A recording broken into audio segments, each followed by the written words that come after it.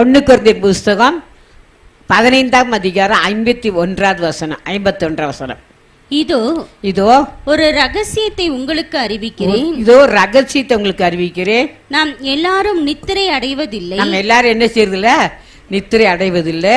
ஆகிலும் கடைசி எக்காலம் துணிக்கும் போது, கடைசி நம்ம கேட்டோம்ல, தேவ ஆரம்பரத்தோடும் பிரதான சத்தத்தோடும் தேவ எக்காலத்தோடும் வருவேன்னு சொல்லி, அதான் கடைசி எக்கால சத்தத்தை கேட்கும்போது, கடைசி எக்காலம் தொனிக்கும் போது ஒரு நிமிஷத்திலே ஒரு இமை பொழுதிலே நாம் எல்லாரும் மறுரூபமாக்கப்படுவோம். நம்ம எல்லாரும் என்ன செய்ய போறோம்? மறுரூபமாக்கப்படும். இந்த ரூம்ல நம்ம என்ன கொடுக்க போறாரு? மறுரூபமாக்கப்படும். அல்லேலூயா.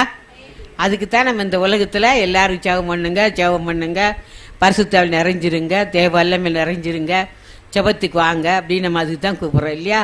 இந்த உலகத்தில் எத்தனை வருஷம் வாழ்ந்தாலும் ஒன்றுமே நம்ம கொண்டு போக முடியாது. ஒன்றுமே அங்கிருந்து கொண்டு வந்ததில்லை, இங்கிருந்து ஒன்றும் கொண்டு போகிறது இல்லை. எவ்வளோ சொத்து சேர்த்தாலும் ஒன்றும் கொண்டு போக முடியாது. எவ்வளோ இந்த உலகத்தில் வாழ்ந்தாலும் நான் இவ்வளோ நாள் வாழ்ந்திருக்கிறேன்னு சொல்லி ஒன்றும் கொண்டு போக முடியாது. அதனால நம்ம ஒரு நிமிஷத்தில் ஒரு இமை பொழுதில் நம்ம எல்லாரும் என்ன பண்ணுறோமா? மறுரூபம் ஆக்கப்படும். இந்த ரூபம் இல்லை, மறுரூபம் ஆக்கப்படும். அதுக்கு தான் நம்ம இந்த உலகத்தில் நம்ம எல்லாரும் நம்ம அதிகமாக செபிக்கணும், துதிக்கணும், பைபிள் வாசிங்க, ஜெபத்துக்கு வாங்க, நீங்கள் இப்படிலாம் செய்யுங்கன்னு சொல்கிறது அதுக்கு தான். அல்லேலூயா.